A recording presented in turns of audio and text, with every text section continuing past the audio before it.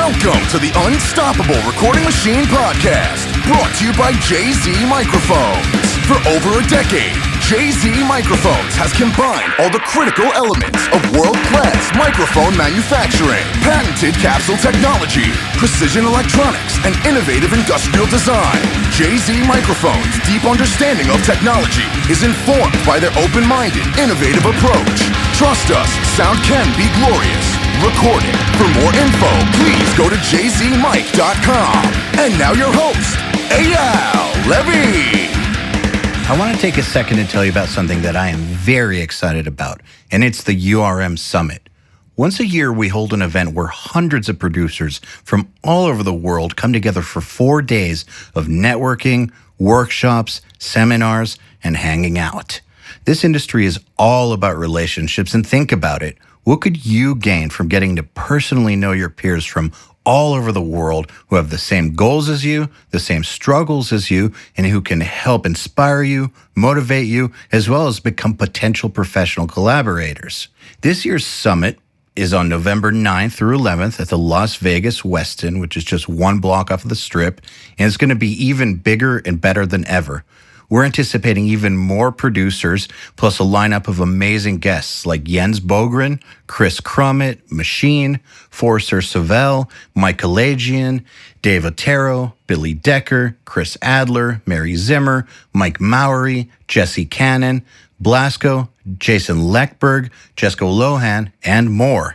And of course, our musical guest, the one and only Arcspire. So get your summit tickets now at urmsummit.com, and we will see you in Vegas. One of the cool things about doing Nail the Mix is getting to go to cool studios. Well, cool is selling it short. Getting to go to great studios and meeting great people, great producers, great musicians, and just great contributors to metal, music, and production. And this is no exception. I was just in Sweden to do Nail the Mix with Fredrik Nordstrom in Gothenburg, but he's not the only guy in Gothenburg. As you may know, there's lots of talent out there. And so I decided to take advantage of the situation and hang out and podcast with whoever else I could. Because this took place in July, most of the Swedes were on their, quote, holiday, what we Americans know as vacation. Most of them take between 5 to 6 weeks per year. It's a normal thing, and they go off in the summer. Kind of amazing. Very, very jealous. But Jakob Herrmann happened to be there, and this guy just has it going on. He's the owner of a place called Top Floor Studios. You should look it up. It's in this theater from 1850. I don't know how he managed to make that work, but it's super, super sick. And his monitoring system is kind of like the Death Star. I've never seen anything quite like it. And the guy's got some credits. He's worked with artists such as Anthrax, Machine Head, Amaranthe, Jamie Josta, Body Count, and many, many more. And he regularly collaborates with great producers such as Nelly, Jens Bogren, Jacob Hansen, Tui Madsen, and even Forrester Savell. Without further ado, I introduce you, Mr. Jakob Herrmann. Welcome, by the way, to the podcast. But thank you for having me. Welcome to me. Yeah, I should say welcome awesome to studio. Yeah, thank you. Yeah, so we could sit here talking about people that don't understand gain staging or noise floors. But first, let's just talk about your sick studio. You like it? I do. It's from 1850. The studio's not. I was about to say is the SSL from 50? Yeah, right. 1850. It's a prehistoric metal. Yeah. No, it's the theater is from 1852, I think. And when they built it, it was called the New Theater, and now it's called the Big Theater. And when they built it, they got shit for putting it outside the city center, and now this is the city center. I was about to say, are we in the city center? Yeah, I could put a spot in my floor and write center of Gothenburg, and I would be pretty accurate. Gothenburg is kind of a legendary place in metal. Yeah, it is.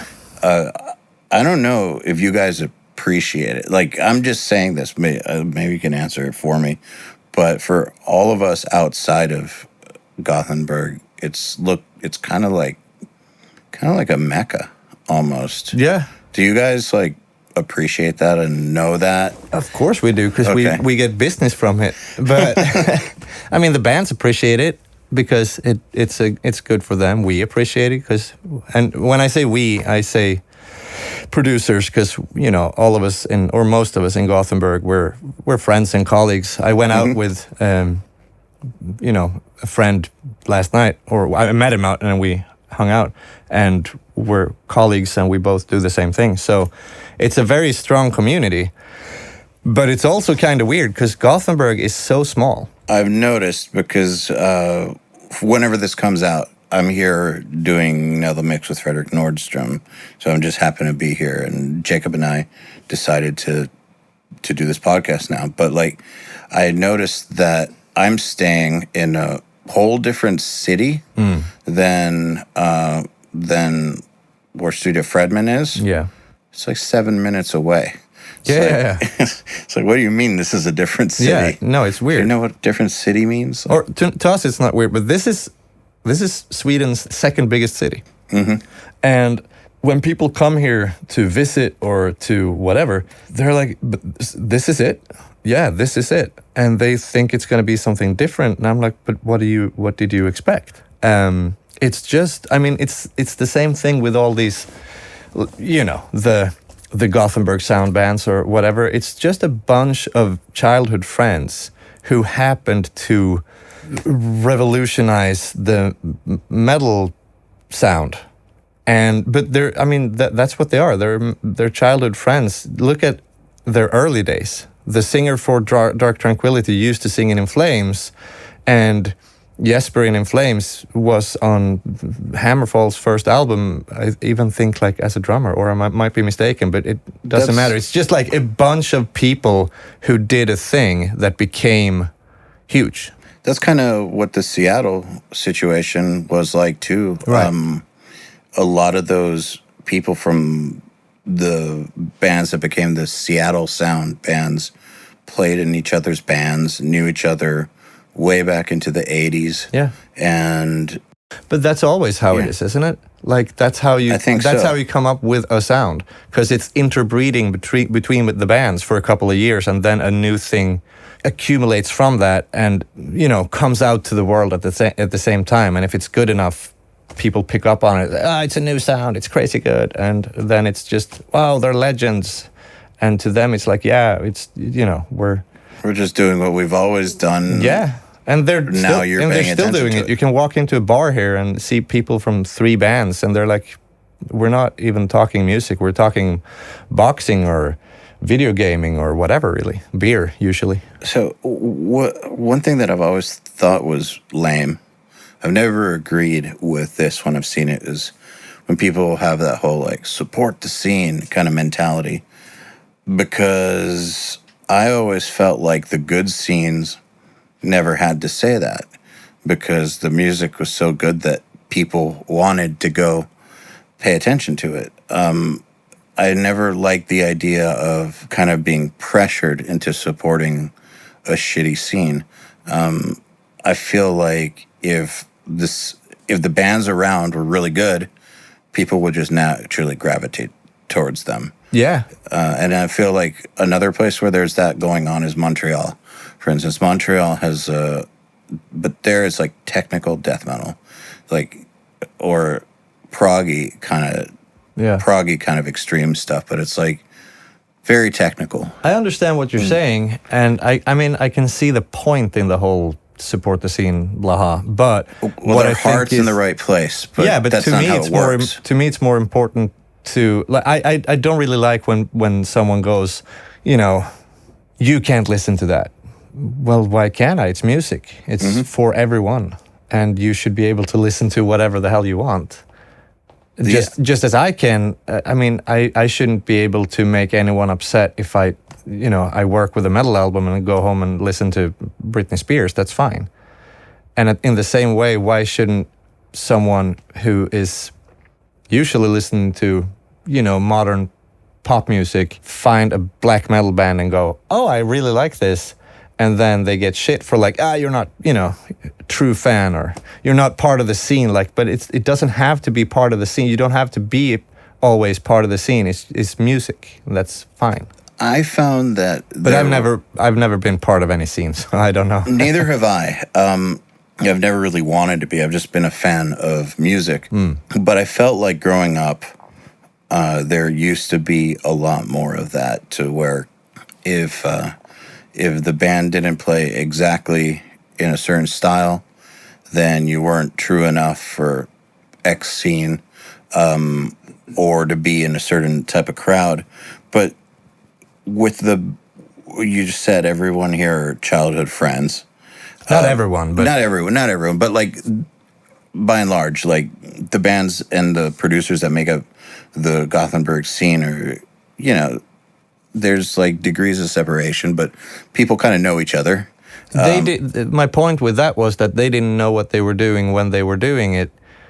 Just like, anytime a new scene has emerged, the people involved doesn't know what they're doing when they're doing. It's after that they look back and go, oh, that was the start of grunge, or wow, that's when... Well, it's kind of like the rest of the world. That's when the rest of the world tells you what you were doing. Right.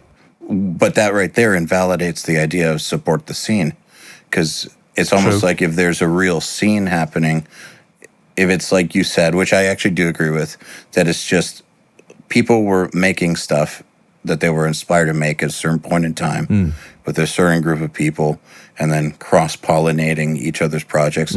Same thing happened in the Massachusetts scene with that spawned the hardcore and the metalcore stuff in like the early 2000s. Like, lots of those people played in each other's bands, and then Killswitch got big, and then the other bands got big. Yeah. Shadows Fall got big, and Unearthed got big, and just a bunch of those bands got big. I think that then other people told them that they were doing a certain something.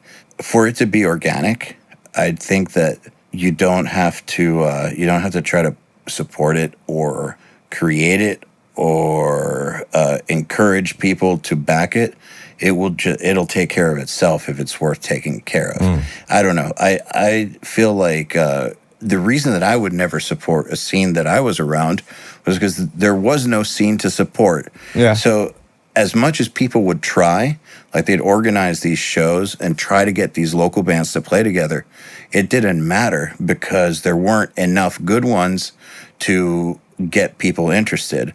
I kind of feel like it's one of these, the market speaks for itself. Like in Atlanta, we had Mastodon, which is awesome band. But we really didn't have much else. And so there were a couple cool bands here and there, but not enough on that level. If there were like 3 other bands as good as Mastodon, and they all played in each other's bands, then maybe we would have had an Atlanta scene, and then people would have gone and supported it because they loved the music and they were proud to be a part of it. But if it's just people saying support the scene, and then they go to they try to get people to go to these shows, it's not going to work. Yeah. The music has to be good, and people need to be organically drawn to it. And that's why it bothers me. I feel like people's heart is in the right place because they just want these bands to do well, and they want to be a part of a thriving community of musicians. But if it's not good enough, it's not good enough. So if you really want to be a part of that, maybe move to where that shit's happening. Yeah. You should always...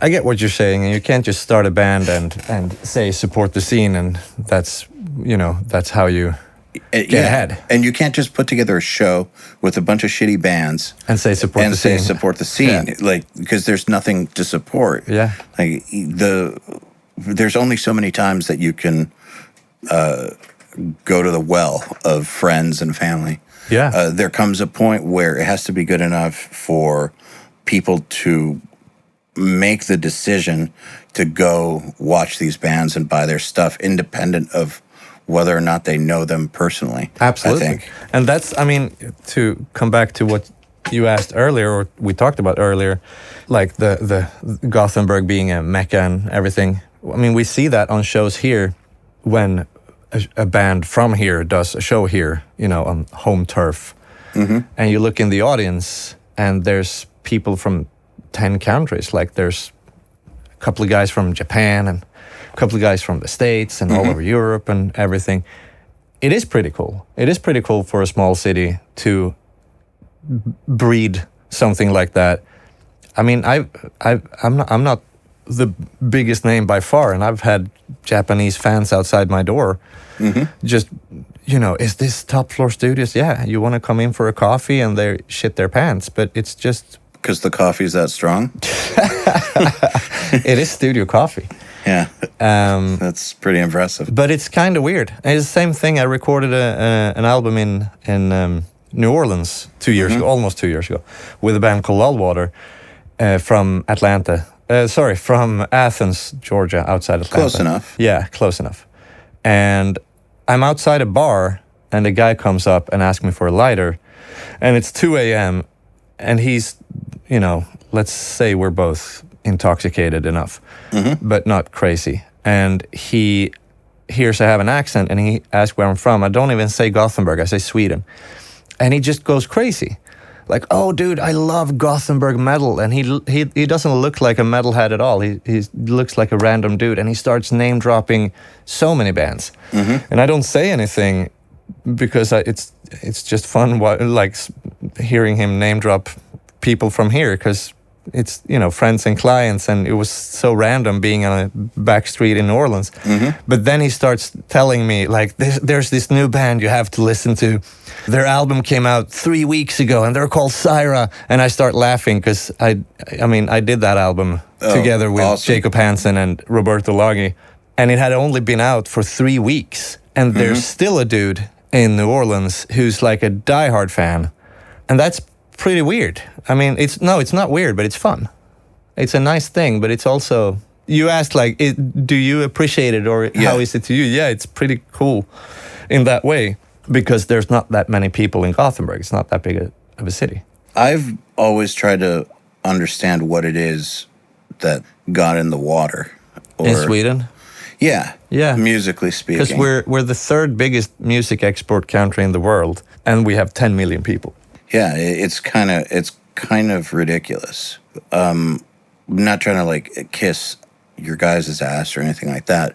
It just fascinates me, like, when there's a part of the world that they're really good at something in that part of the world. Like, I always try to figure out what's going on. Why is this part of the world so good at math or something? Or like, why does great metal in this genre or these genres, why is so much of it just come out of this place? Yeah, but it's because it's not like it's depending on geographic. Like, you can understand why a lot of good wine comes from France, Spain, and Italy compared to Northern Europe.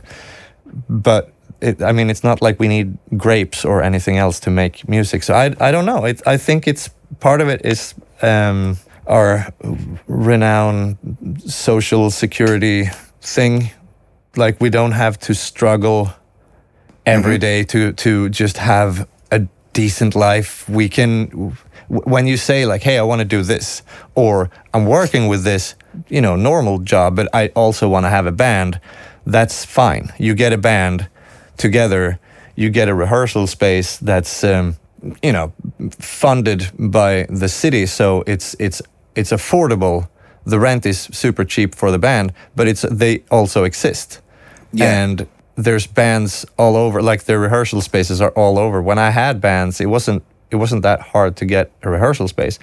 So then I talked to friends in the States, for instance, and they say, we have to rehearse. We have a gig. We haven't rehearsed in 2 months, and we have to drive our gear to the bass player's house and just hope he doesn't get, hated by the neighbors. And it's hard.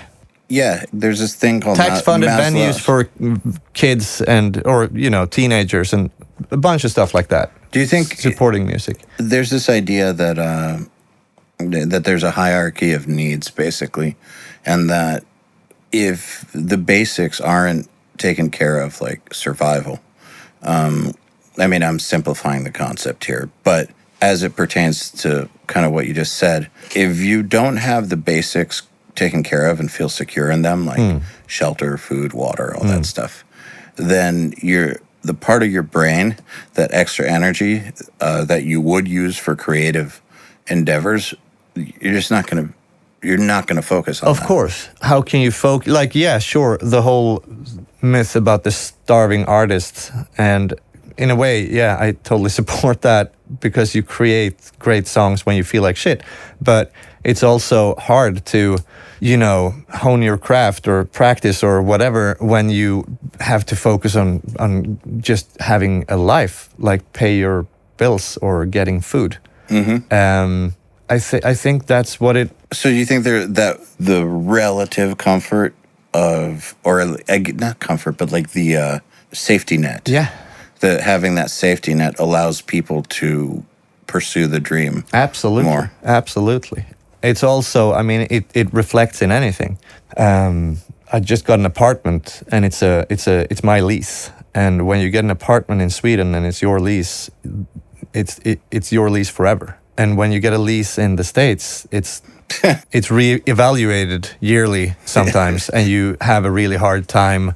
It's hard. And the rent is hiked. Yeah, exactly. And it's hard. And when life is hard, I'm so impressed, honestly, by American colleagues and bands and just people in general, to be honest, because I'm there all the time and I see the struggle, and we talk about it. America's the jungle. Yeah. Yeah, you have to because if fight. you fall through the cracks, you're getting up is not that easy. No. And you don't have a safety net at all. I've even had things happen to me in the States, and people go, "Oh no, how are you going to afford that?" It's all good. I have insurance. And then I get the bill and I come home and I give it to my insurance company and they pay it. I don't even have to look at it. And a couple of weeks ago or months ago, I had an accident myself, and I cracked my head, like right next to my eyebrow, and I had to go to surgery. Like nothing crazy, but just a few stitches. And in the States, Ouch. in the middle of the night, that would have, because I've seen that happen in the States with friends, and I know how expensive it is. And here it's like $20.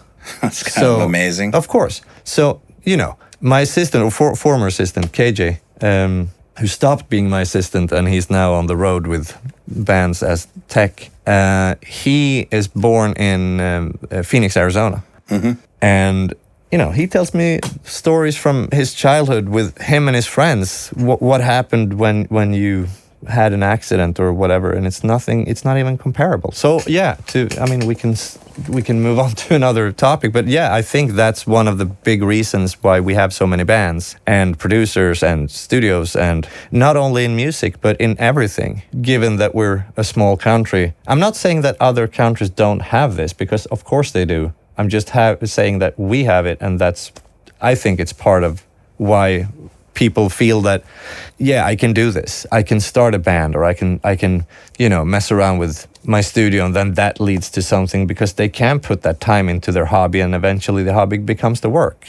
Yeah, well, I think that what the part that's interesting to me about it is, even if you don't live here in Sweden, thinking about how to set up scenarios in your life to mimic what it is that makes it conducive for great creations. I also think that the lack of distractions is part of it, meaning that since it's dark, there's a whole part of the year where it's just like black outside. Sure. And cold.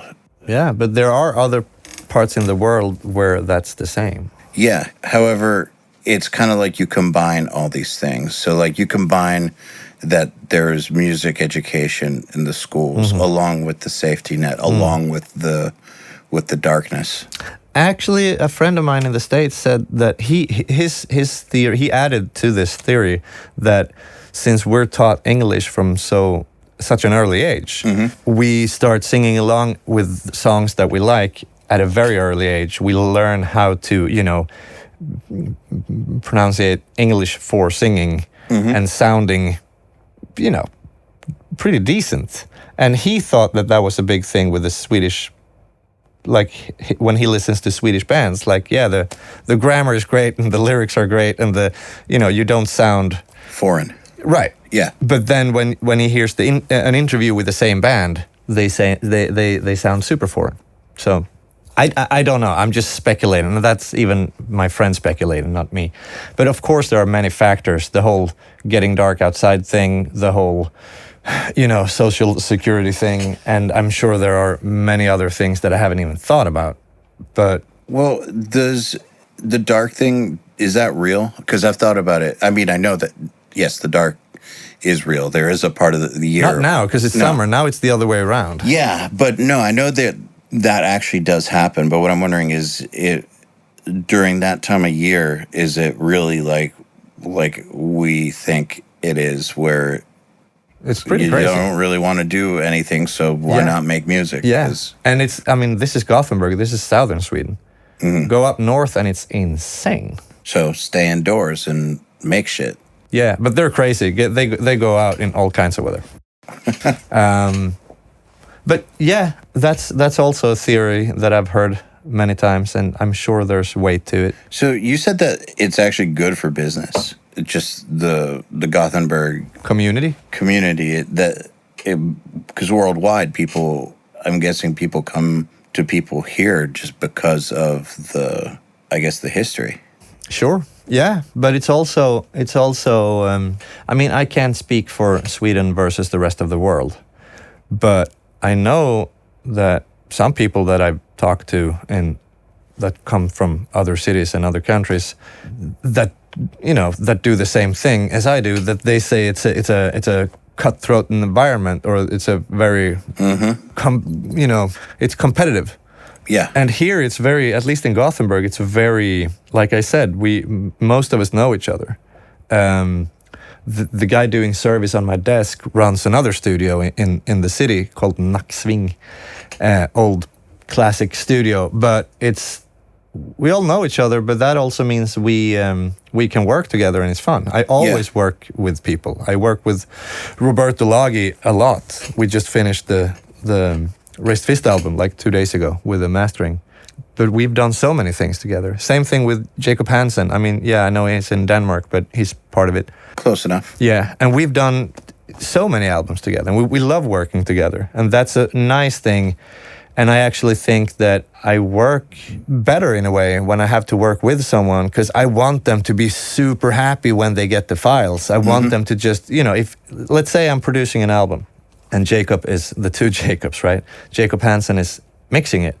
And one of the first albums we did together, he said, "Oh, I love your stuff because I can just raise the faders and start mixing. It's all, it all, there. Yeah, it all sounds like it's in place and it leans against each other in a very nice way. The tracks, and he can just go instead of like, oh, okay, let's see here, and go into that whole thing.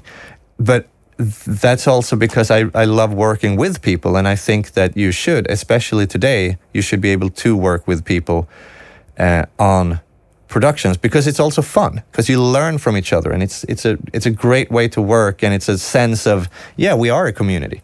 It's not good for me if another studio in Gothenburg go belly up. It's not good for anyone. It's good for everyone if everyone thrives. And I agree. There you go. Support the scene, but in another kind of way.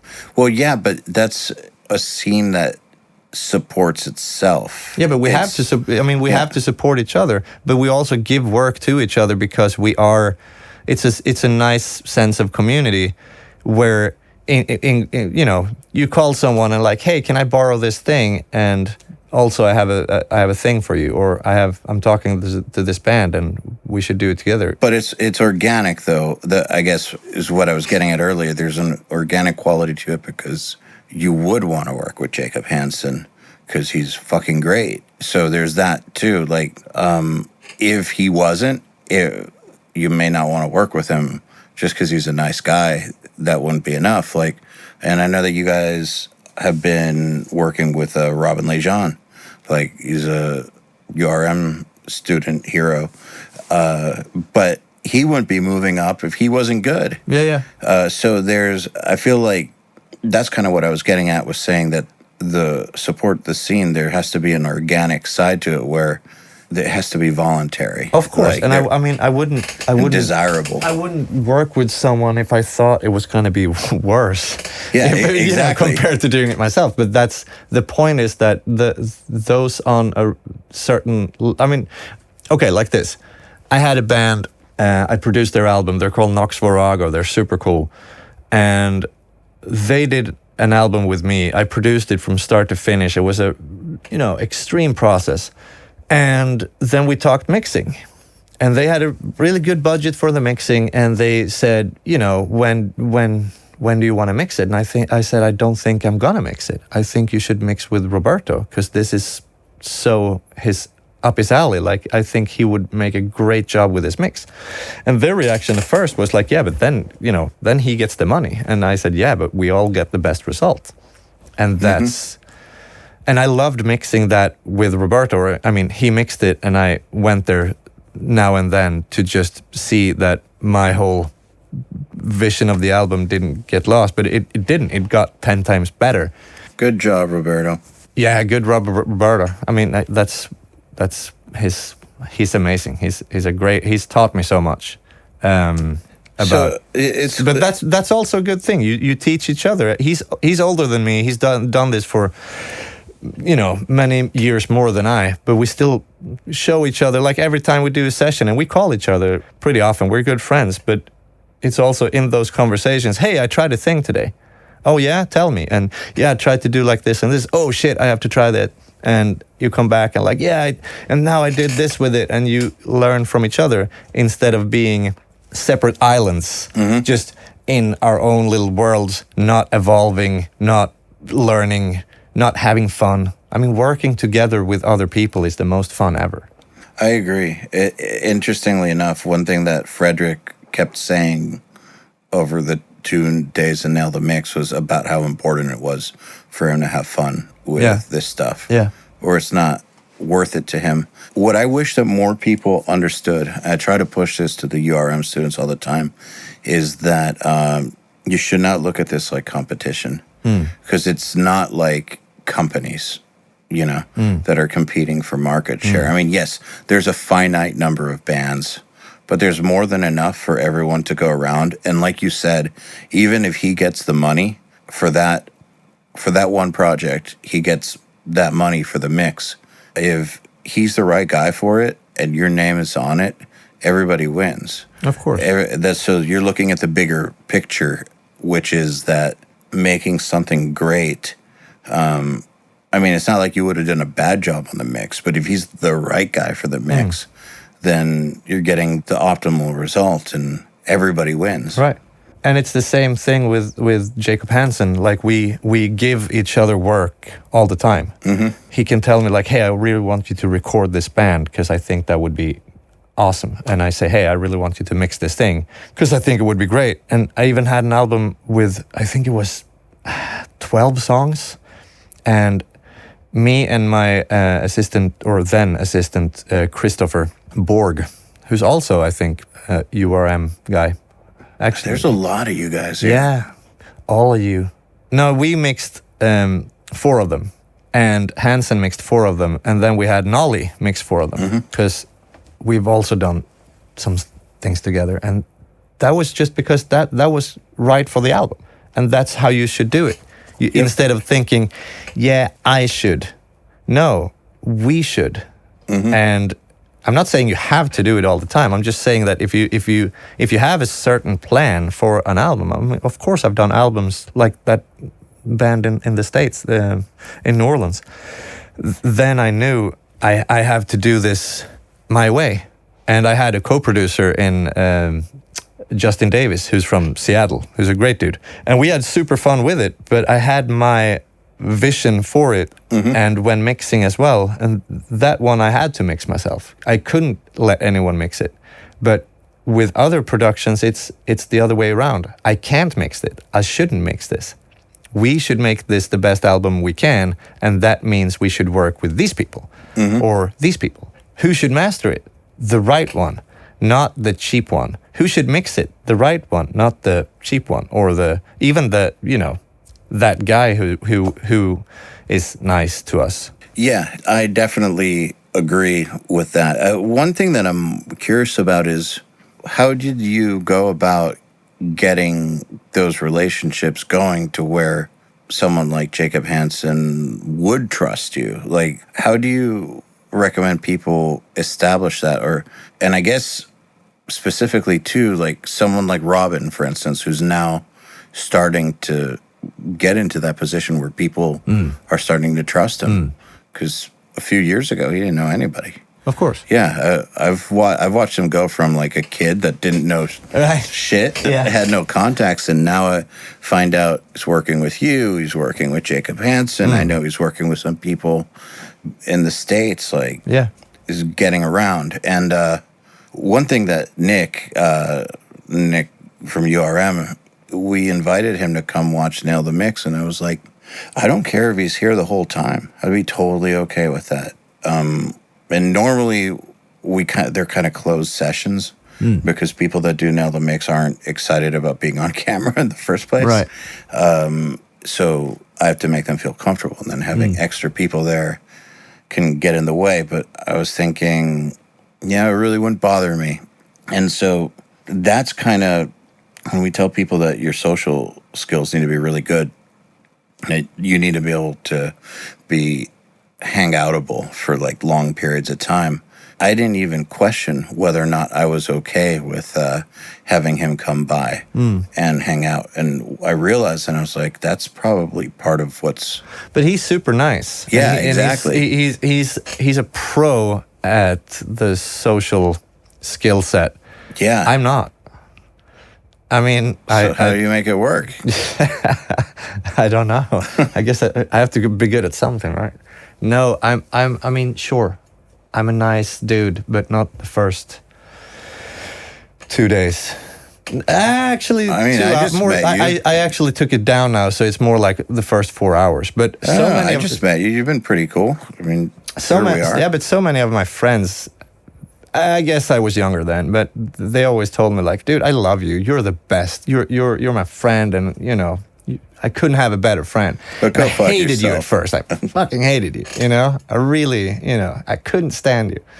But I don't know. It's the social side is a big part of it, and I think that's also everyone's different, and some bands, they want that or they need that, and some bands actually, actively don't want that. Mm-hmm.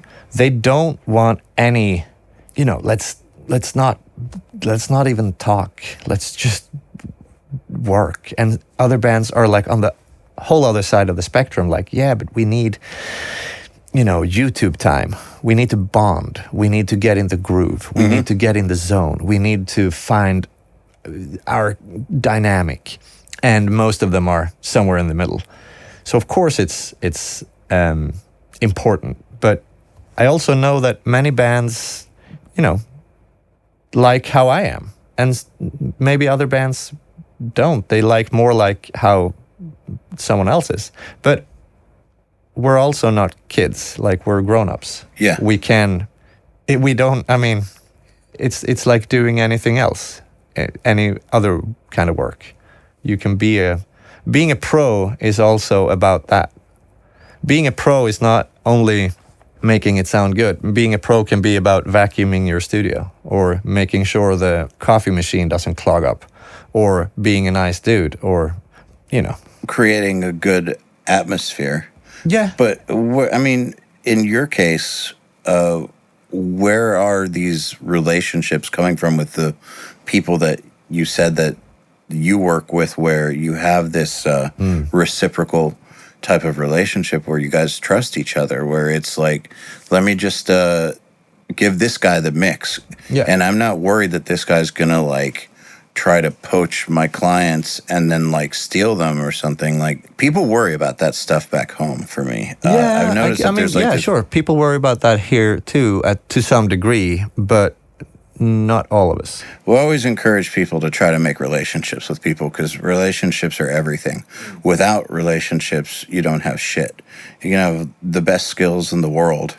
And if you don't have people who want to work with you, not just enjoy what you do, but want to work with you, you really don't have shit. And so, you know, having relationships like the one with Roberta or Hansen, whatever, I mean, those are a big deal for me. But that's what Robin is doing now. Yeah. On his end. He's getting to know people, and that's going to help him along the way. How did that happen for you? With Robin? No, I'm just kidding. No. Well, I am curious about Robin, but like... Robin was actually Hansen who... Because I needed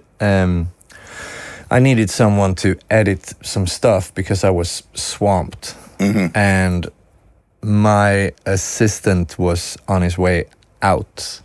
And I had to have someone. I could have done it myself, but I didn't really feel like pulling shift after shift.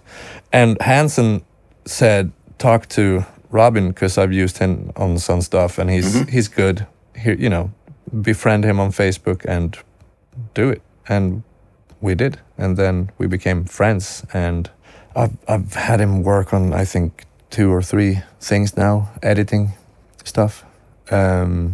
And I mean, that's how you do. Without trying to give him a big ego or anything, what is it that he's doing? He doesn't have a big ego. He's a super nice guy. He doesn't, but it's a good example for other people in URM because they already know that he's won URM more than anybody else. Like, so he's obviously got some skills.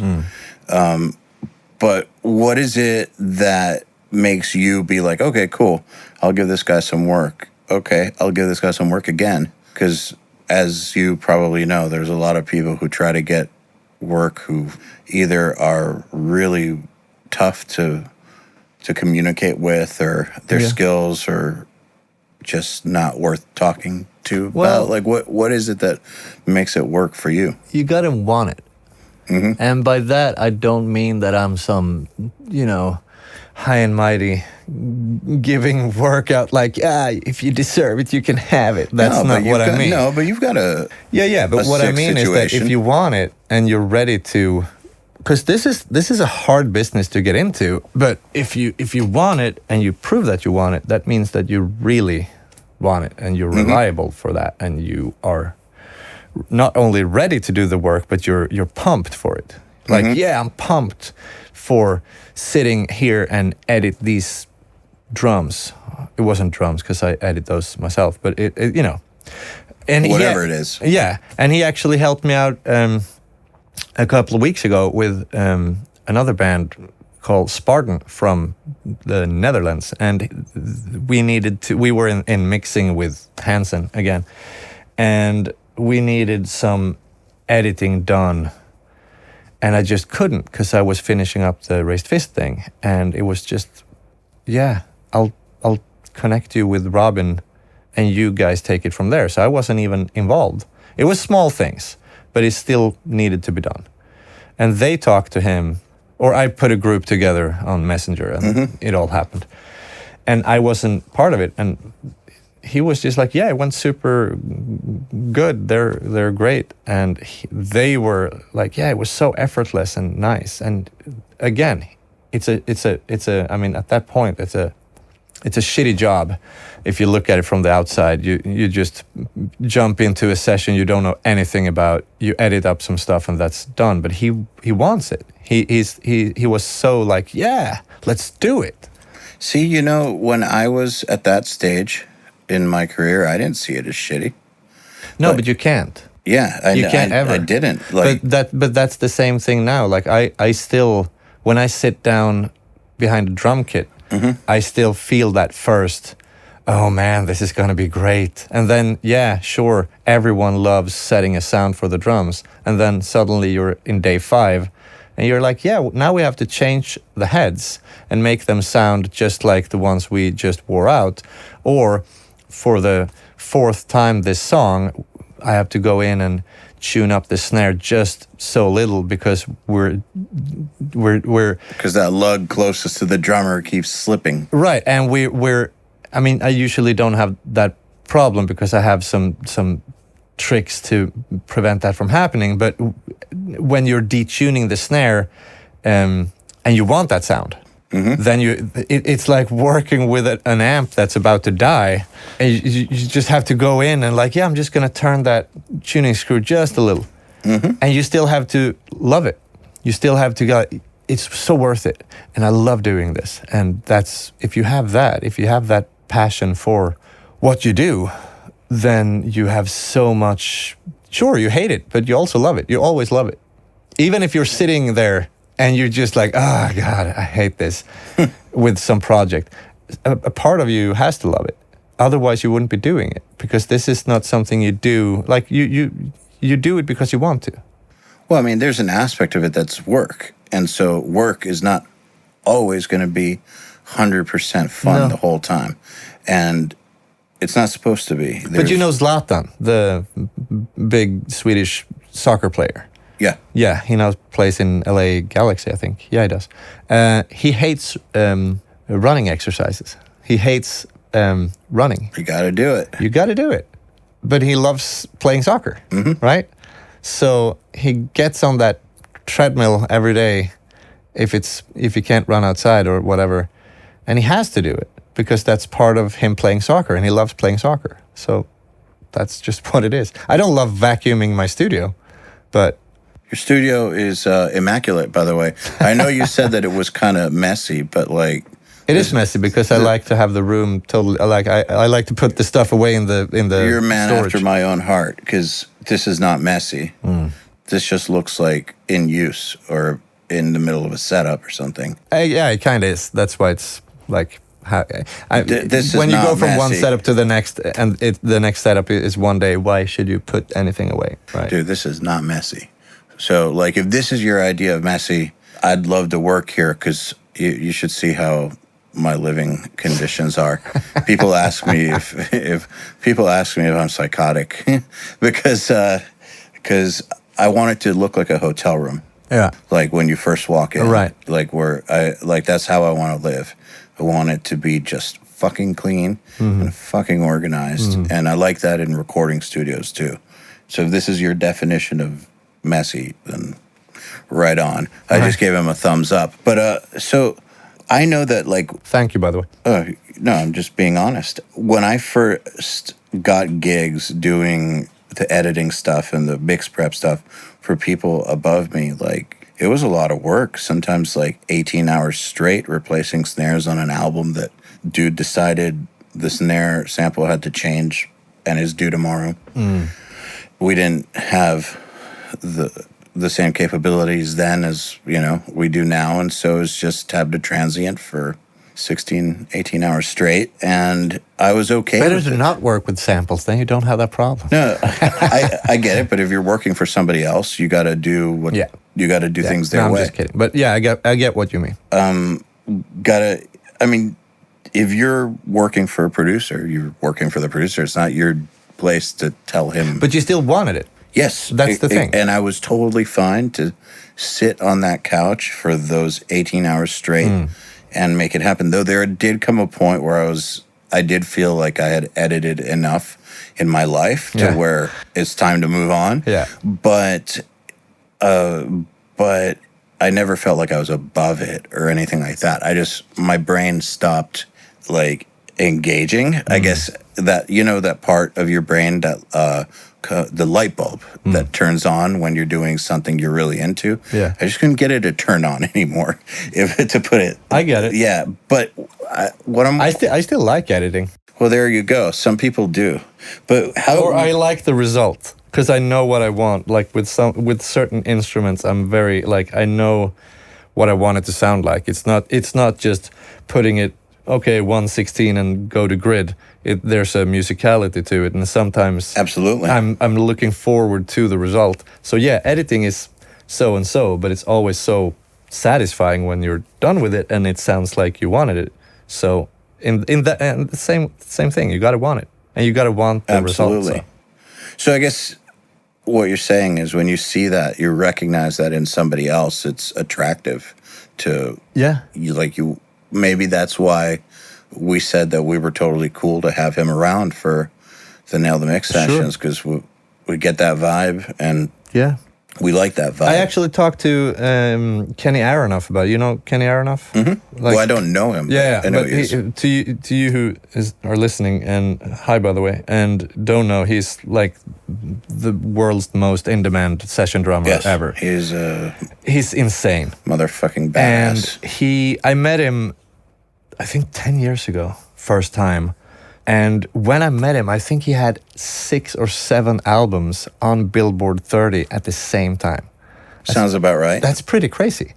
All different genres and, And I asked him, like, why?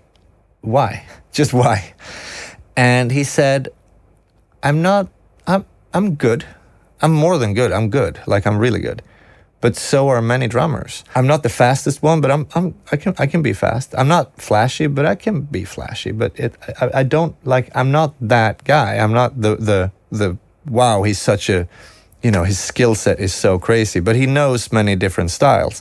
But he also said that when he walks into a session, everyone goes, "Oh, Kenny's here. Awesome. This is going to be great." Mm-hmm. And that has a certain weight to it. There's a lot of weight to it. Right. But he also is really badass. Oh, he's amazing. Yeah, he's being modest. Yeah, no, it's that's him being modest. But I think he put out autobiography recently called "Sex, Drums, and Rock and Roll." I think that's what it's called. Mm-hmm. I'm not swearing by it, but no, he's an amazing drummer, and he's adaptable and he plays with energy. And I saw him just a couple of weeks ago with John Fogerty, who's 74, by the way. I know. That was crazy, and he was really good. But Kenny drives that band, perfectly with energy, and that's his style. But that whole social skill set thing is also part of his toolkit. Yeah. How does an introvert make it work? Because so many are introverts. You said that you don't have, you said that when you were younger, you were more of a monster. I'm not a monster at all. No, I wasn't a monster, but I was just using that word. Annoying. Just my friends have said that the first time or times they met me, they couldn't stand me. I was a monster when I was younger. But that was when I was younger. I'm pretty okay. Well, how did you go developing these relationships? Because these relationships, like I was saying earlier, these are, I'm sure you obviously have your own clients, but also these relationships are, crucial. They're crucial, both for having friends, but also for getting work. Yeah. So how did you get yourself to the point where these people who are amazing, because they are amazing, trust you and like you enough to give you work and to associate their name with you? Yeah. And because there was a point where that wasn't the case, right? Of course. We all start at zero. Nowadays it's easier when I meet someone or even work with someone I've never met. Like, I've never met Nolly, but we've worked together.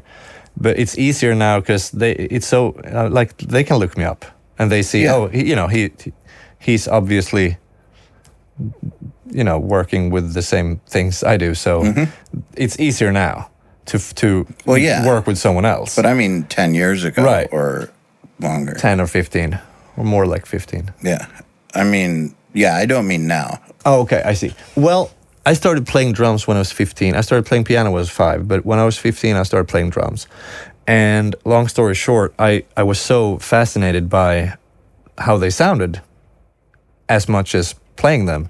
So that's what I had to, focus on. I went to the practice space hours earlier just to practice tuning, because why does it sound like this on this album and not on this album, so that was me at 15, and I just obsessed about drum sounds. And then I started, when I was in my 20s and was building my own studio. At the same time, I got gigs as drum tech in studios. So I was up in Studio Bohus, that is now no more, but a legendary studio north of Gothenburg. And I was working with the producer Tobias Lindell, who is the guy behind Lindell Audio. Yeah. He now lives in Thailand. He took me in as drum tech because he needed a drum tech. someone who can really tune drums The for a world specific needs sound. drum techs. Oh yeah, for Yeah. sure. So he took me in as drum tech to get specific sounds and miking and a certain skill set. And in that way, I got to know him and I got work through him. So it was pretty funny. Like at the same time that I was building my own studio, working with demo bands when I was in my mid-20s, I was also going to Bohus and other studios, to him and other places. But I mean, I worked with bands like Europe. Mm-hmm. And the next day I was recording a demo band in my own space. So that's pretty... It's a big contrast. Very. So I always, like, for years I was that guy. I was that drum guy that you just called, like, hey, we need drums to sound good in the studio. Okay, I'll be there. Just going to take a quick break, and I promise it's going to be quick, but it's important. I need to remind you guys, so please forgive me. This episode is brought to you by the URM Summit. 4 days of networking, workshops, seminars, and hanging out with your URM friends and dozens of the industry's best pros. It's November 8th through 11 at the Las Vegas Westin, and tickets are available right now at urmsummit.com. All right, back to the episode. I have a guy like that. His name's Matt Brown. He's saved my ass so many times. Yeah. I got to a point where I didn't want to record an album without having him there, just because. And it's more common in the States, way more common. It's still not common enough. But the thing is, once you work with a good studio drum tech and you know just how much of a difference it makes, you'll never want to go without it again. Because like, I'm okay at tuning. Like, I can get by if I need to. But why would I want to if there's someone else who is, like you said, you obsessed over it? Like, I never obsessed over it. And I learned how. There's a big difference in like, if you're decent at it, or you're okay at it, but there's a big difference in getting a good sound and getting the right sound.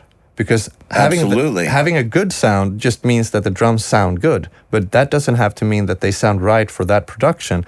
That means that you're just tuning until it sounds good, and that's fine. And then you realize after, it doesn't sound right, instead of actually hearing in your head before or talking it through with the producer, or in the situation I am now, I talk with the band about it.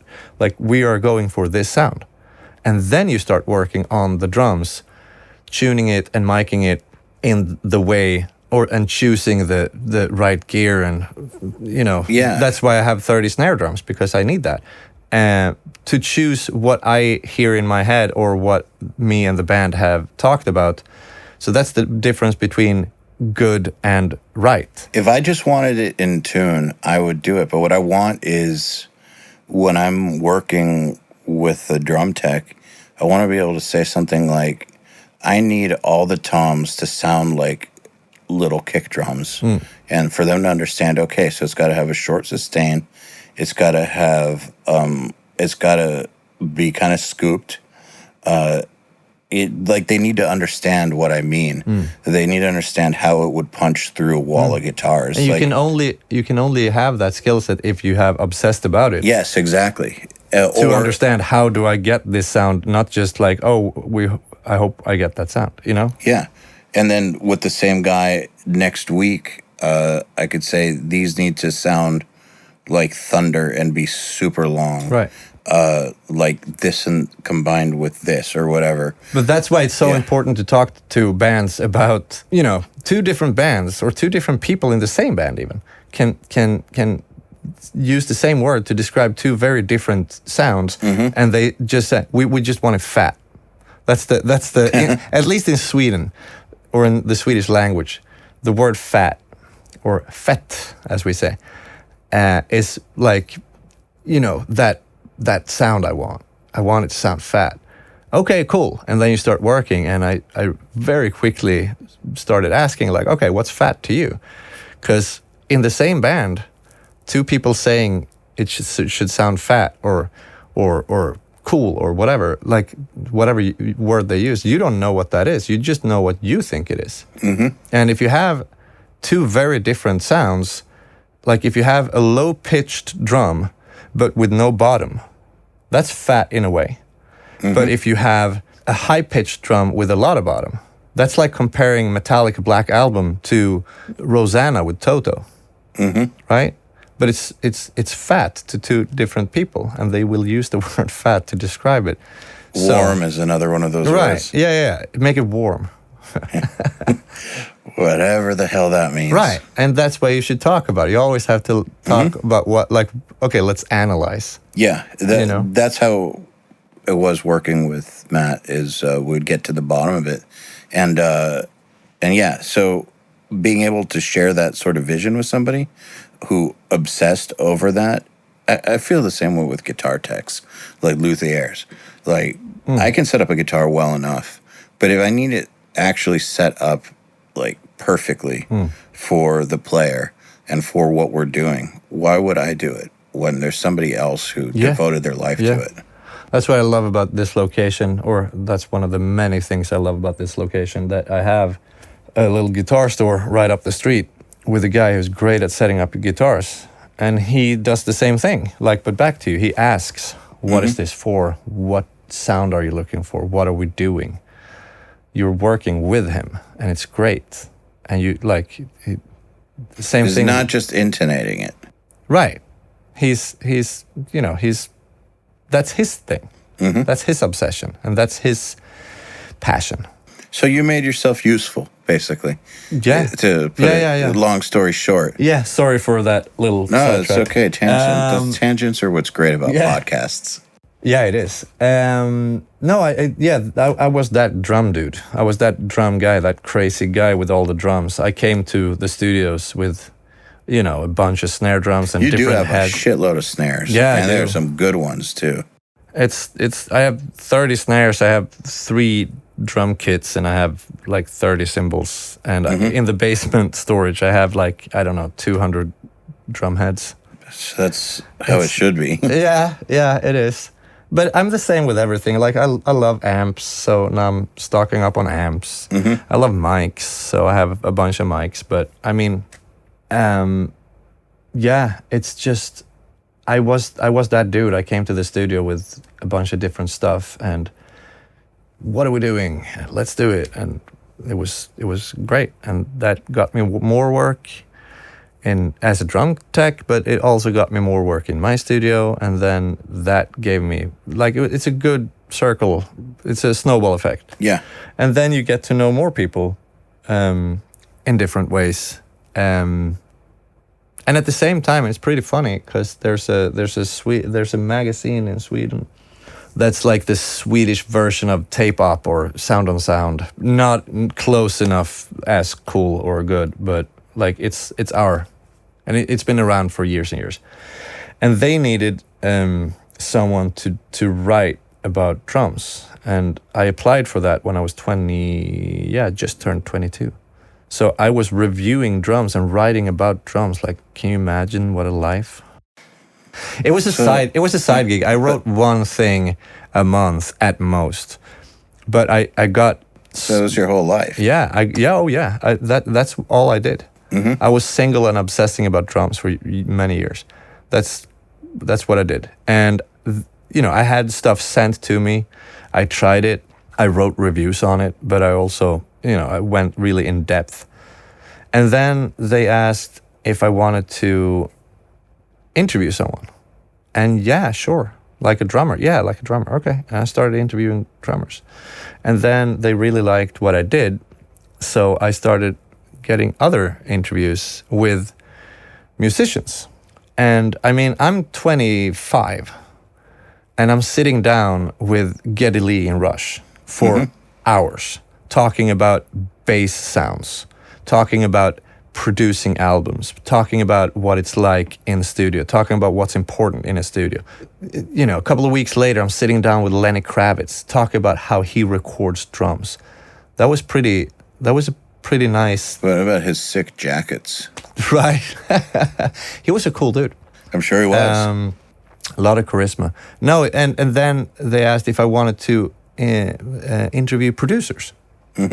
So I had like phone interviews with people in the States. I interviewed producers here in Sweden. And that's how I got to know Roberto. Because he was doing an album with In Flames. And I was there to talk, not to In Flames, but to him about the recording. And, you know, we knew who the other guy was. I was, you know, that drum dude, like I said. And I had been there a couple of times at that studio. And, you know, of course I knew of him. And we had met just a little, but now we actually sat down and talked. And, you know, and at the same time I was doing this side gig, interviewing drummers and other musicians and producers. I was building my own studio. Yeah, and so network. Yeah, so that networking was also a good thing. I got to know musicians and producers, and that gave me some more. And they, you know, they're like, yeah, you're that dude, the drum dude. Yeah, okay, I'll call you when I need a drum tech. You know, it's interesting because having been a guy in a band who did press, I always felt like the people that were interviewing me were wasting an opportunity.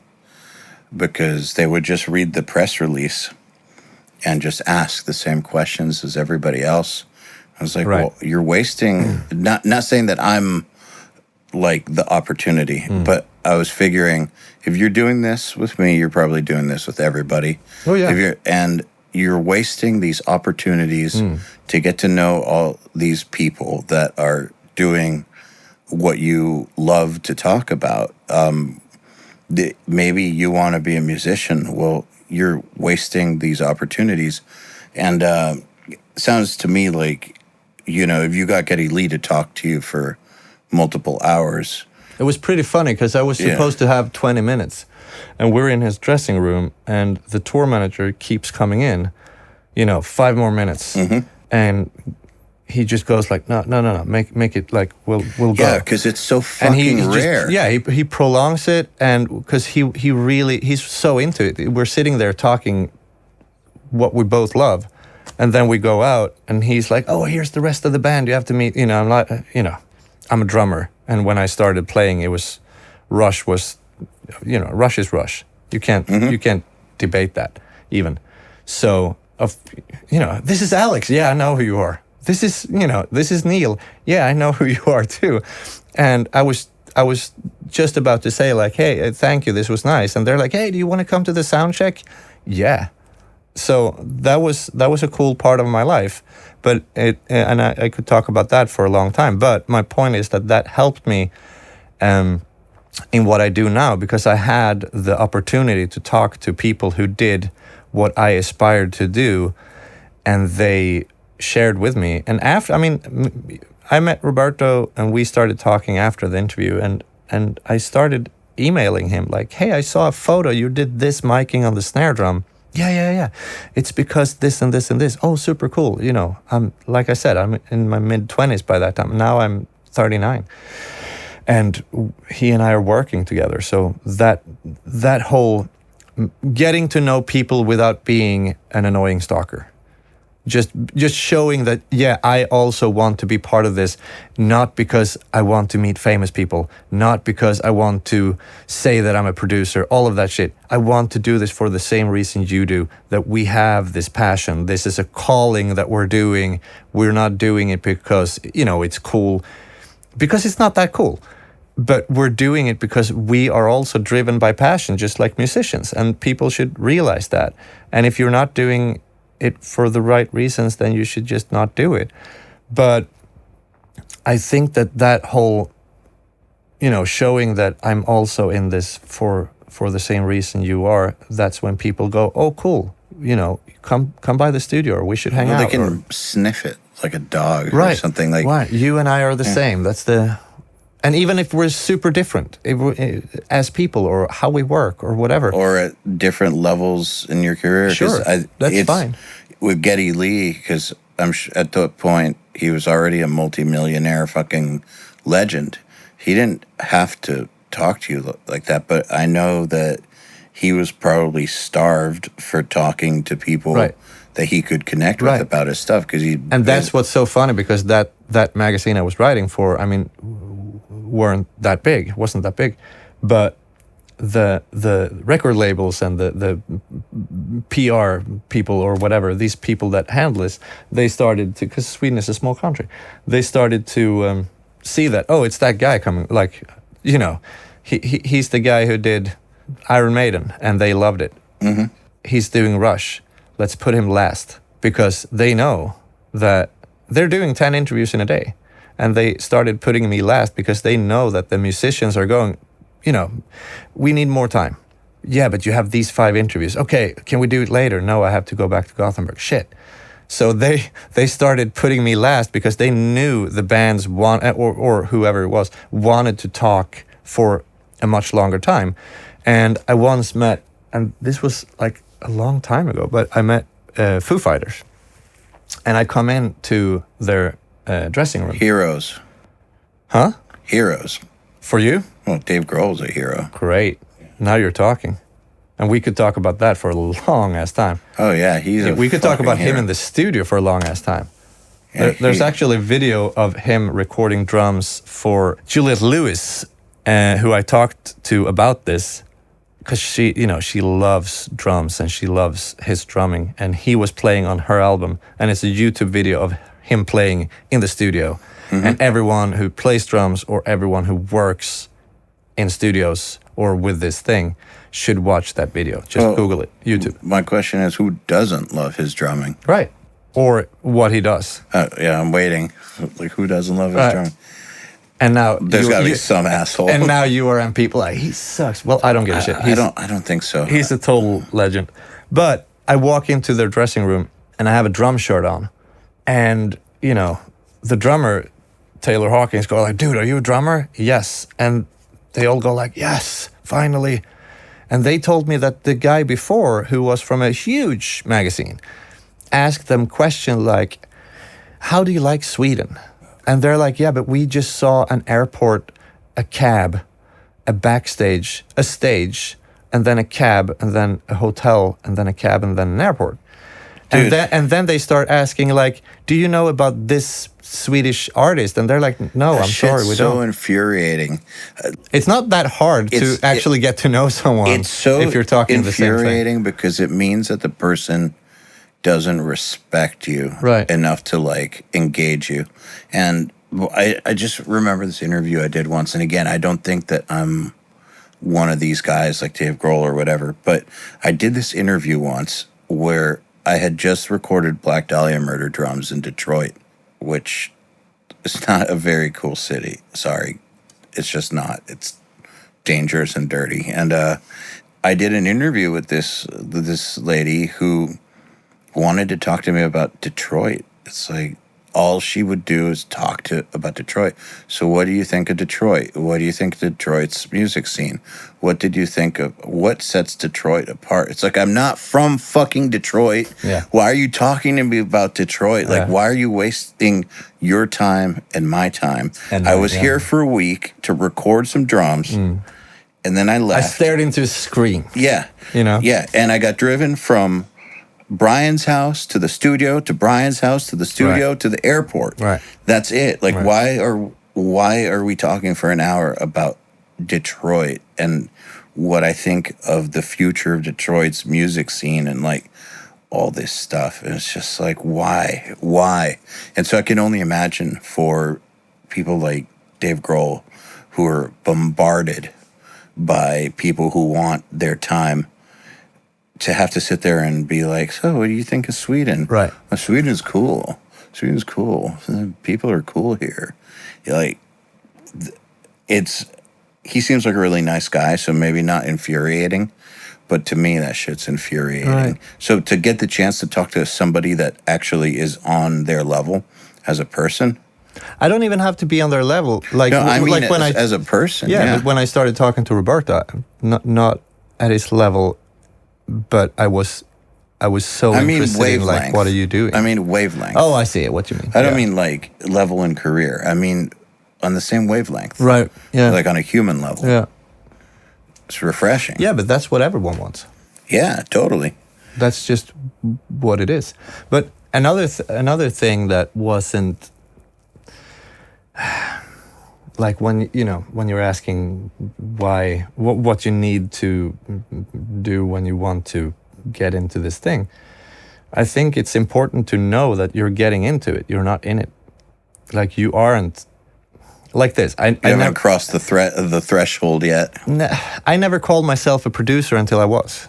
And I see so many people calling themselves producers, and I'm like, but you're not a producer. Yeah, but I recorded this album. Well, yeah, with your band.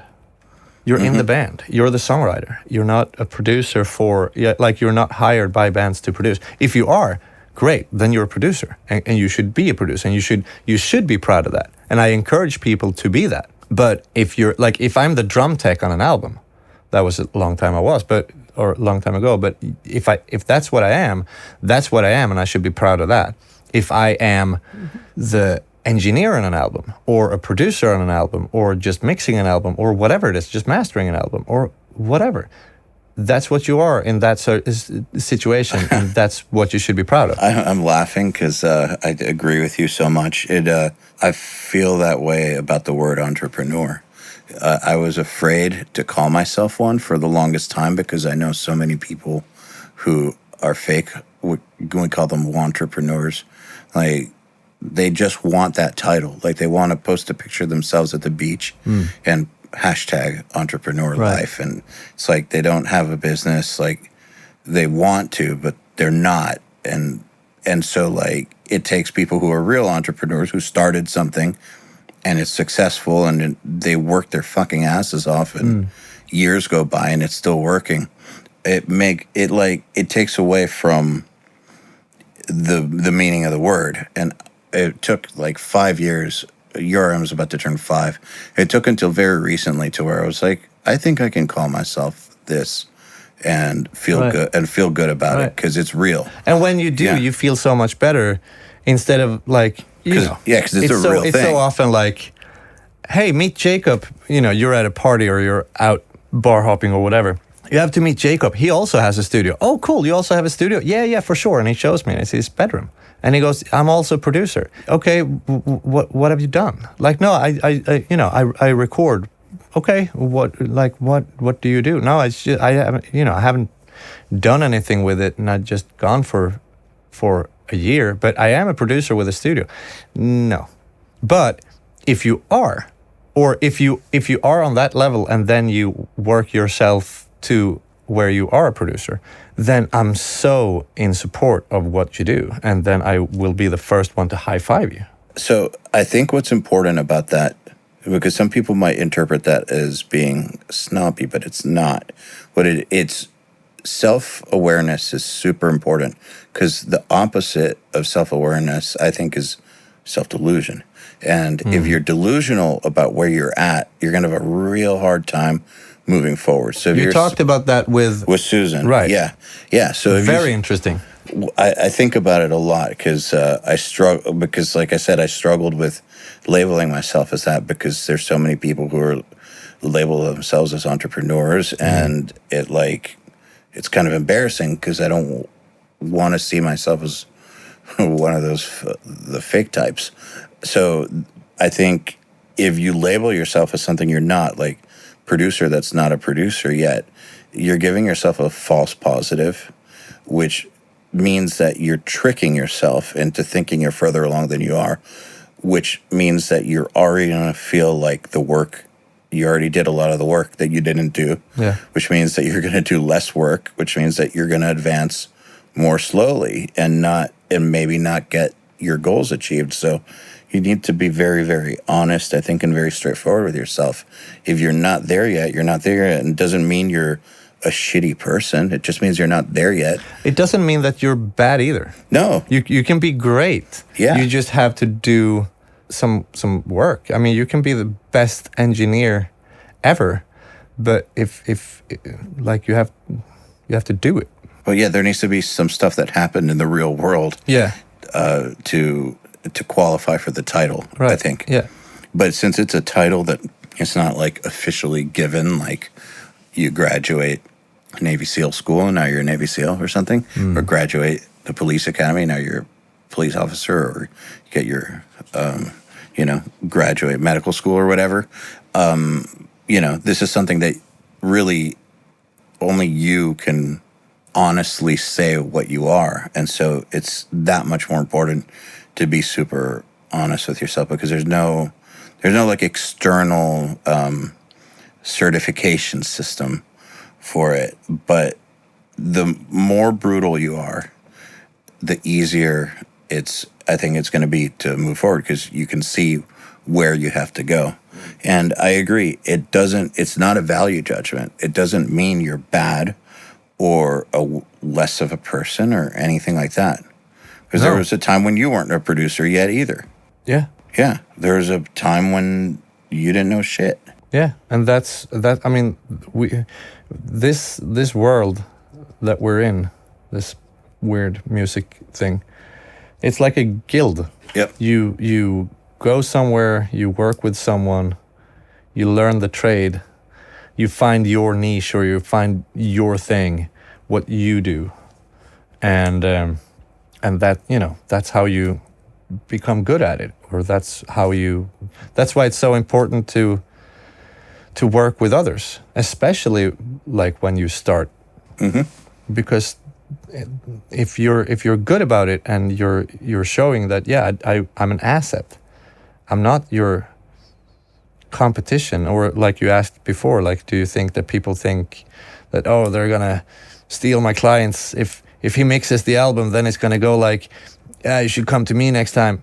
Yeah, maybe they do, but it could happen. Sure it could, but that's just, and that's super shitty. But I mean, if the band feels that, he should do it, I've had that happen. And then who hasn't? Yeah, but then the producer says, "Hey, Jacob, do you wanna be on the album with me? Because we're doing it at my place next time." Yeah, that would be fun. Let's do it. Great. And if it does happen, also, so 2 things I want to key in on: be an asset. I think that's the secret to everything, is be an asset.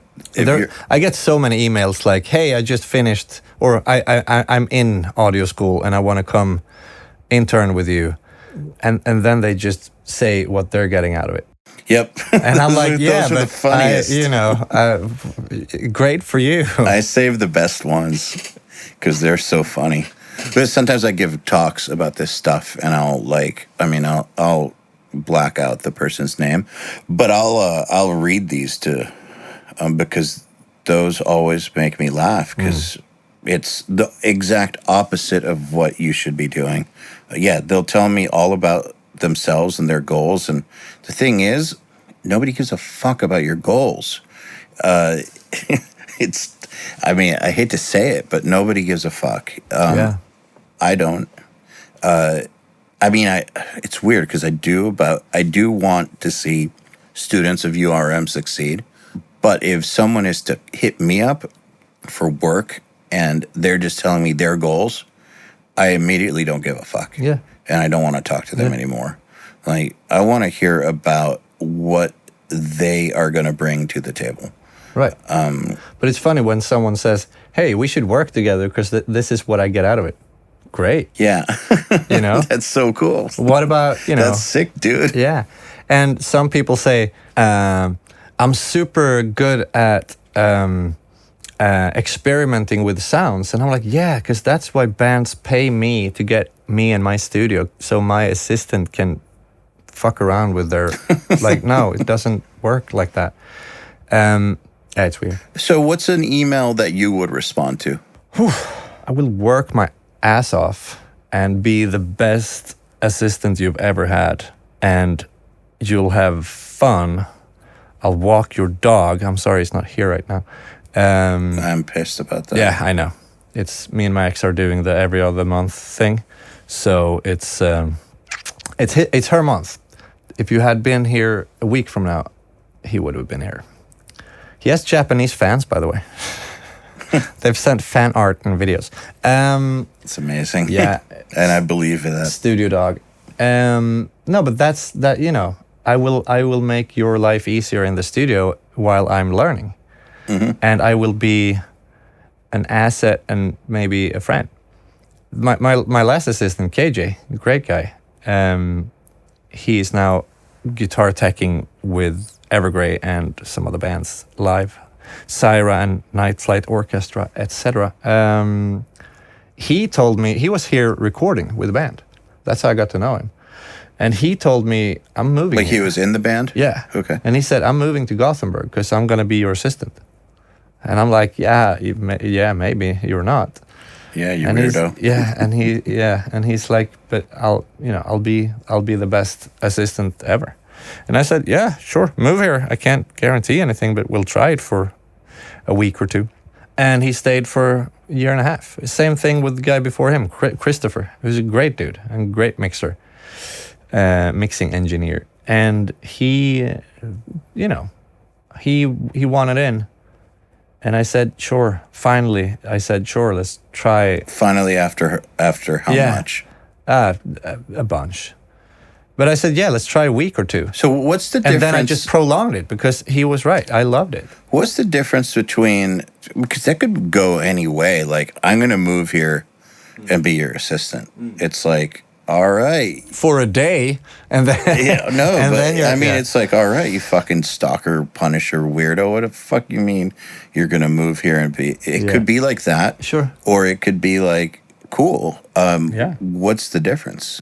The look in their eyes. You have to look for the crazy. Yeah. No, it's the crazy is a real thing. I think we're back to why you do this. Like, it's the same thing. Why do you want to be in a band? Do you want to be in a band so you can walk around the bars in your city or town just saying, yeah, I'm that guy in that band? Oh, cool, he's in a band. Yeah, I'm in a band. I stay on stage and twirl my hair and play guitar. But you don't really play anywhere. Yeah, but I'm in a band. Are you in a band because you want to be a guy that's in a band? Or are you in a band because you're driven by a passion to play music? Mm-hmm. Are you recording because it's a cool thing? Are you aspiring to be a producer because it's a cool thing? Or you can meet celebrities or say that you work with cool shit? Or are you in it because, I'm in it because I have to, not because I want to. There's many times I wish I didn't want to, but I It is what it is. It's a calling. It's like being a priest who doesn't I heard the call from God and I hate the guy for it. I do this because I have to. This is a passion, and that's the only reason you should be in it. And everything else that comes with it, the things that people see. Oh, you get to travel, or you met that guy, or you had that band in your studio, or whatever. Those are perks. Those shouldn't be the reasons you're doing it. That guy, Nick, who came with me, that's how he became Andrew Wade's intern and assistant. We stole him from Andrew. But you bastards. Yeah, well, what can I say? May the better man win. But but his whole goal, he's from Pittsburgh, and Andrew Wade was in Florida.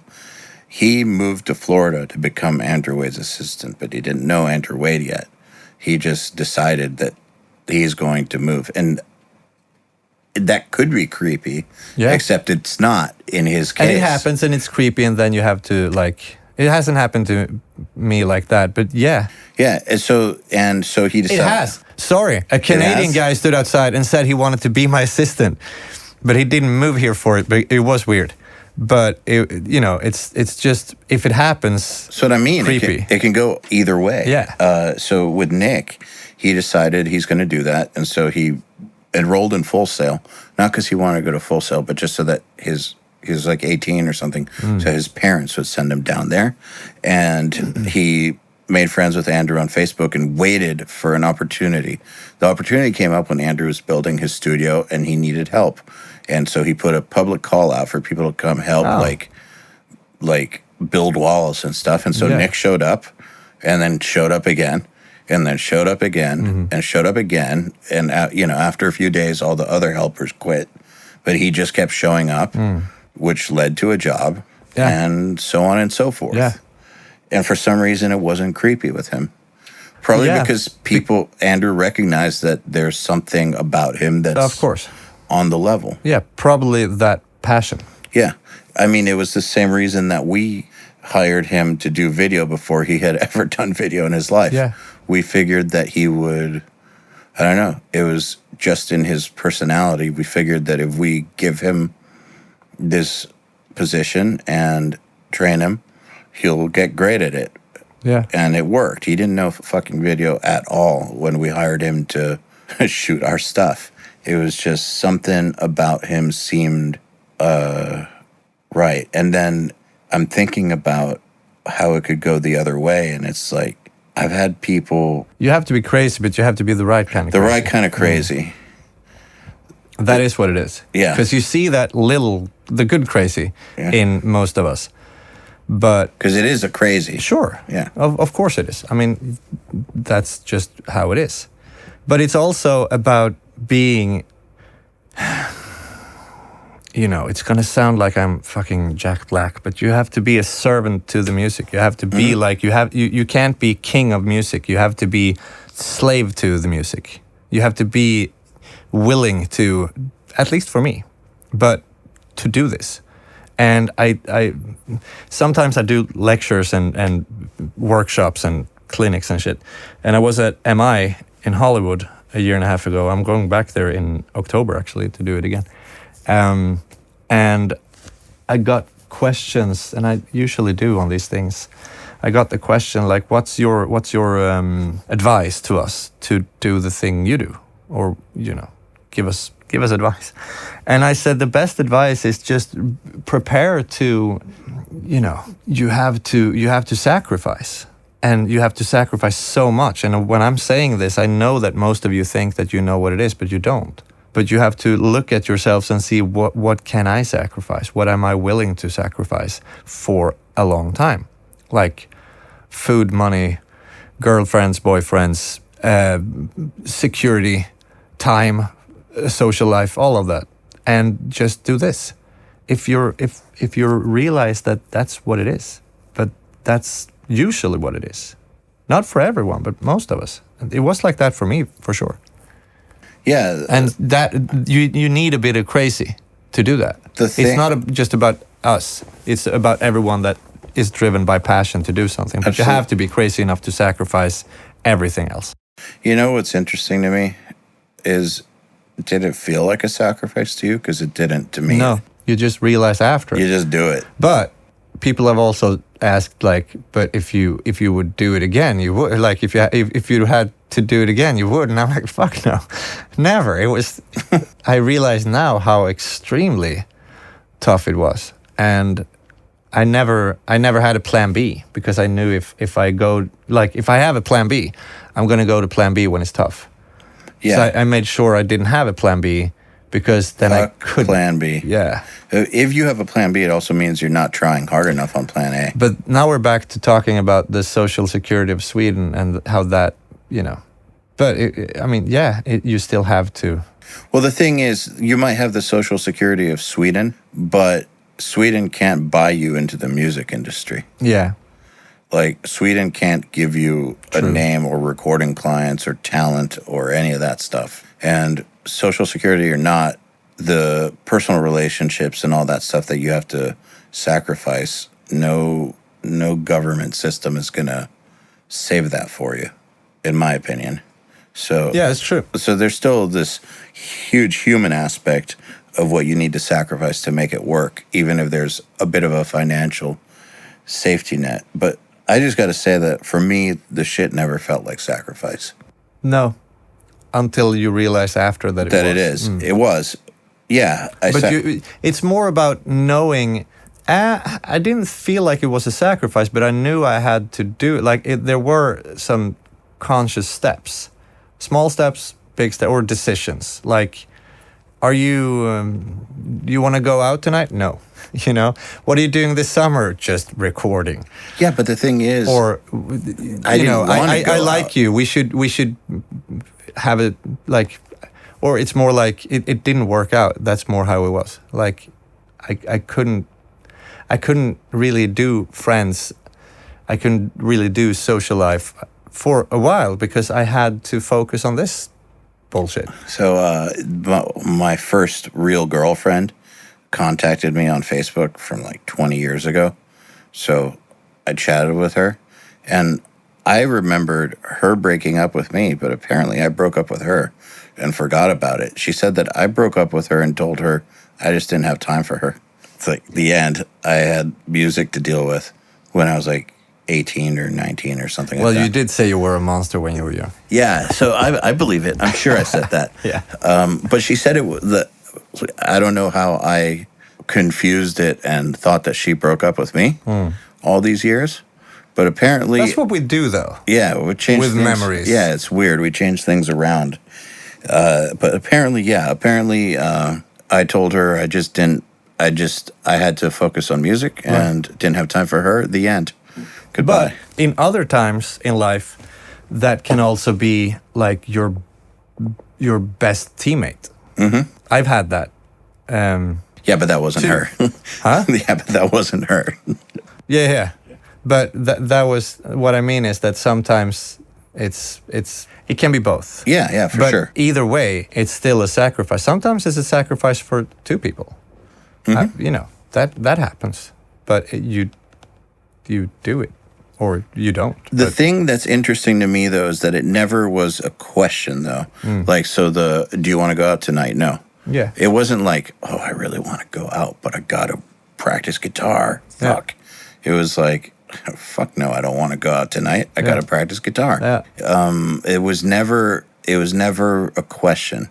And so whenever I see that it's a question for people, that makes me suspect of their intentions and how committed they are. Because as far as I remember, it wasn't like, it didn't feel like a sacrifice. Like you said, you figure it out later, but it was never like, God, I wish I could go to that party, but I have to do this fucking music instead. It can also, but it can be the big picture. Yeah. Oh, I wish you see another kind of life. You see a life you could have, but you realize that but I want this. This is what I need. And you're back to, Zlatan and his running exercises. Well, hey, I mean, life's a choice. You gotta, whatever you choose that you want, there's something that comes with that. If you choose you want a normal life, you're not gonna get this one. Yeah, and that's fine. There's nothing wrong with it. No, there is nothing wrong with it.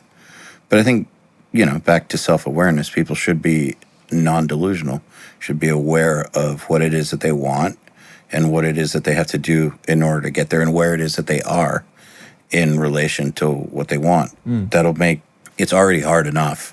Like, so don't need to make it harder for yourself. Yeah. So at what point do you feel like, I guess you turned the corner or like... with what? Like with your career, like, because like you said that now it's a lot easier to like make new relationships and get work. Of course. Yeah, of course. But did you ever, when do you feel like you turned the corner to where it's more like critical mass to where the momentum started to carry itself? It's always corners. It's still corners. It's like leveling. Mm-hmm. You reach new levels, and you still do. And sometimes you even go down a level. That's how it is for everyone. But there are these part goals, and there's not really like you'll never reach it. But of course there's a critical mass. Well, the critical mass. Back to what you said earlier about either being in it.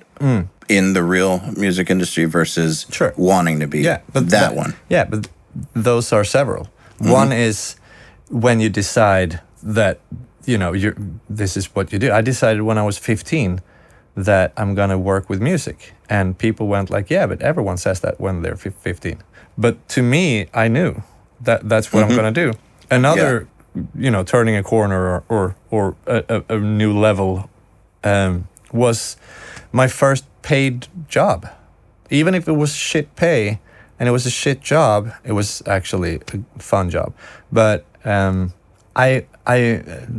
was a turning point for sure. Your first paid job by someone you don't know. Mm-hmm. Even if it's $50 or $50 and a pizza, which it wasn't, but you get what I'm saying. Yep. And the next one was where I stopped doing other stuff. I dropped other stuff that I knew that I had to drop because I wanted to focus on this thing. The next level would be, now it's all my income is from this. And that's just what you do. To me, it's not one corner, it's many corners. I agree with that. And levels. Interesting thing. Another was when you don't, like when I not stop, because you should never stop, but when I didn't have to scout out every job that I got, but people started to contact me. That's kind of what I mean too. That's a big one. Yeah. That's a huge one. And that's like, and that almost got me, like now I hear from bands now that say, yeah, we wanted to work with you, but we can't afford, $1,200 a day. And I'm like, where did you hear that price? That's not what I charge at all. And they're like, yeah, but that's what we heard. Yeah, but you should just asked me. And some bands say, we wanted to work with you, but we're not on your level. And I'm like, but that's for me to decide. Maybe I would have loved to work with you guys, but you should call me or just, write an email. And I didn't even know you were existing until now when you just told me. Mm-hmm. So in a way, it backfires on you when you get more successful. But of course, that was a big thing when people started to get in touch and you didn't have to scout every job out. That's a big turning corner. I know several people who have that problem, that people decide that they're too expensive for them. Oh yeah, when they don't even know what they charge. Yeah, I hear it all the time. It's stupid. I wonder what causes it. Yeah, it's kind of weird. It is. I don't know what the solution for it is either, but like I've actually heard this from quite a few people who are really sick producers and mixers who I'm sure people would love to work with. And the only reason they don't work with them is because they were afraid to contact them. Yeah. Because they thought, either this guy is out of our price range or we're not good enough for him. Yeah, but that's not up to you to decide. Right? Yeah. Dude, I wanted Andy Sneap to mix my band. Yeah. He wouldn't do it. But I found that out because I tried. Right. Colin Richardson did, though. But, so that worked. But, like, I tried hard to get Andy to do it, and he wouldn't do it. He didn't want to. Yeah, but then you know. Yeah, exactly. We were definitely not on his level, but let him say it. Yeah. Yeah. That's fine. Totally. But it's not fine not asking and then be assuming. Like, yeah. Yeah, exactly. But I don't know. It's about the thing that we were talking about, the turning a corner or the critical mass thing. How long did that take? Yeah, from what to what? Like from my first recording to when I was only doing this? Yeah. That's a long time. I did my first recording with my band in 97. Or if you count really shitty recordings, it was in 96. And I was quitting everything else in 2009. That's when I dropped. Then I've been doing this for money for a long time, but that's when I dropped my final side income or side hustle, or I dropped the last thing. Mm-hmm. It was a band I was in for, we played for money, and I think that was the last side gig I had. So it was 2009, yeah. You said? So, okay, so 97 to 2009 12 is years. 12 years until you were full-time. Right. And then full-time From the first shitty recording. Yeah. Okay. So that's a big, yeah. That first, what does this button do on this very basic digital recording box? That's a big. It's a big gap. Yeah. But still a gap that everyone needs to cross. But then in 2009, were you full-time and being sought out, or? Because that's not always the same thing. Sometimes people are full-time just because they hustle like crazy, but they're not yet at the point where people are seeking them out. Yeah, 2009, I was sought out as drum tech. Okay. I did a bunch of albums in 2009, actually. But I was also sought out by, for my own studio. Not sought out like now, but also not just, please come record with me. So how long did it take from between 2009 until when you were 100% studio? 100% sought out? Yes. Or, I don't know, a couple of years. So you're looking But it's also, everything is relationships still, like we talked about earlier. In a way, if I go out and have a beer and a band comes up and they're like, dude, we worked with you on that thing 4 years ago. And you start talking to them and it ends with they coming back to you. Did I seek the job out or did they come to me? Or is it just, having your relations up to date? I'm not sure. I mean, See? It all works together, but I think that there's a difference between being full-time in your local scene versus having, say, people from other countries trying to find you. Yeah. It's also been, like I said, it's always moving and it's always new levels. Like the level now is I love going to other places to work. That's a fun level that's been going for a couple of years. Like, we want to work with you. We can't afford to come to Sweden because we live in the States, but you can come over here. Sure. That was fun. a cool one. But that's great. Yeah. That was around the time that I stopped producing to do what I'm doing now. I was kind of doing that a lot, like traveling to England or whatever to go produce. I thought that was really cool. That was actually one of my goals, was to get flown to other countries to produce. And it's fun. Yeah, absolutely. Well, I think this is a good time to end it because unfortunately, I have a flight at 6 a.m. and I got to go back. Damn. Yeah, but it's been sick talking to you. The Unstoppable Recording Machine Podcast is brought to you by JZ Microphones. For over a decade, JZ Microphones has combined all the critical elements of world-class microphone manufacturing, patented capsule technology, precision electronics, and innovative industrial design. JZ Microphones' deep understanding of technology is informed by their open-minded, innovative approach. Trust us, sound can be glorious. Recording. For more info, please go to jzmic.com. To ask us questions, make suggestions, and interact, visit urm.academy and press the podcast link today.